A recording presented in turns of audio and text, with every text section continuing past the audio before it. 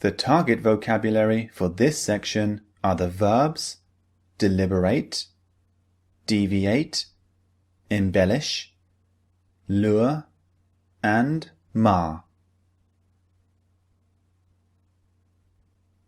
Here are 5 more verbs for you to learn and master. Let's dive in to word number 1. Word number 1 is deliberate, which means to think very carefully about something. For example, John is deliberating whether to accept the job offer or not.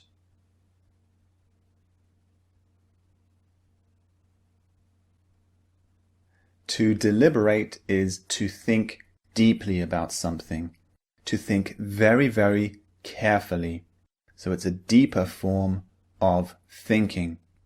In this example, John has been offered a new job, and he is thinking very carefully about whether or not to accept it. He is deliberating. When a judge listens to evidence in a courtroom, he listens to both sides and he goes away and thinks very carefully about whether to sentence the person or not. The judge thinks very, very carefully. He deliberates. So he deliberates over whether to sentence the person or to let them go free. So this is deliberate, to think very, very carefully. Now here is word number 2. Word number 2 is deviate, which means to do something in a different way from what is normal. For example, the aircraft suddenly deviated from its flight path and landed at the nearest airport.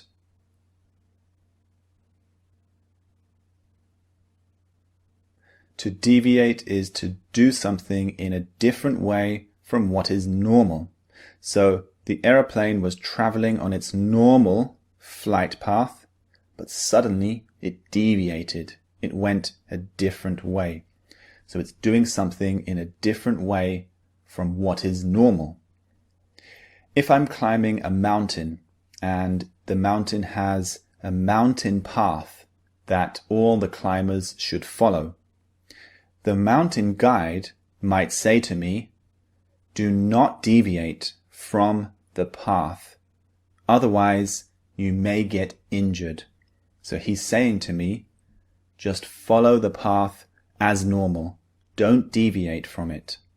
So this is the meaning of deviate. Now let's look at the next word. Word number 3 is embellish, which means to make something more beautiful or interesting by adding things to it. For example, he always embellishes his stories to make them sound more exciting than they really are.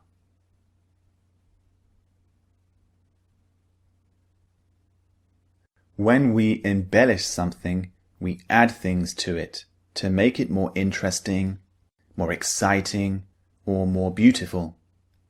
In this example, the man embellishes his stories. He adds things to the stories to make them sound more exciting. Perhaps the things he adds are untrue.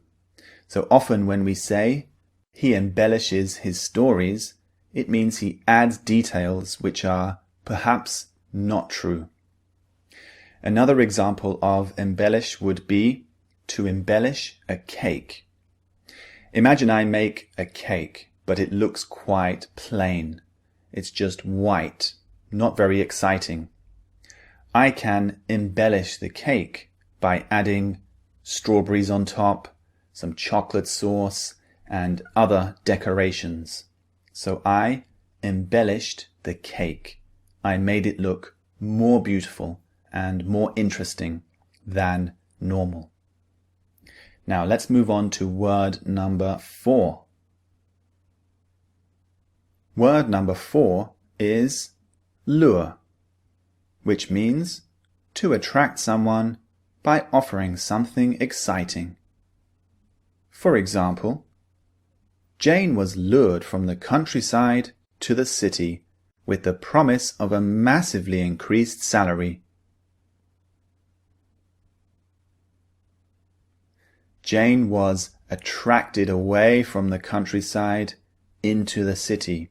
She was lured by the promise of an increased salary.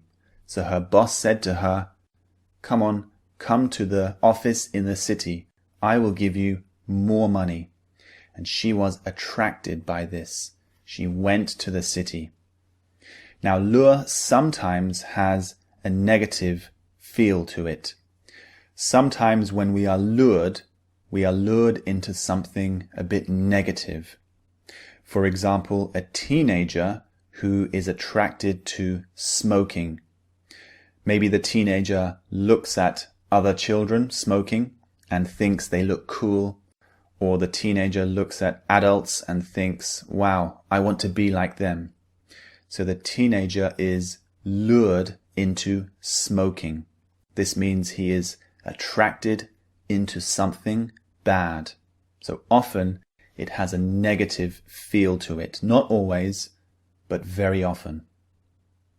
Now let's look at word number 5. Word number 5 is mar, which means to spoil or damage something. For example, the wedding ceremony was marred by 2 members of the family arguing the whole time. A wedding is usually a happy and pleasant occasion, but this one was marred. It was spoiled because 2 members of the family were arguing the whole time. So when we use the word mar, we use it to say something happy, something pleasant, or something nice has been spoiled a little bit. It's been ruined somewhat. Another example would be, imagine if I go for a holiday to the Caribbean. I can say everything was fantastic. The food, the people, the beaches, everything was wonderful. But it was marred by bad weather. This means the bad weather spoiled it a little bit. Everything was great, but it was spoiled a little bit by bad weather. So bad weather marred my holiday. So those are the 5 words. Now move on to the pronunciation training. Don't forget to download the MP3s as well. Listen as much as you can. See you in the next lecture.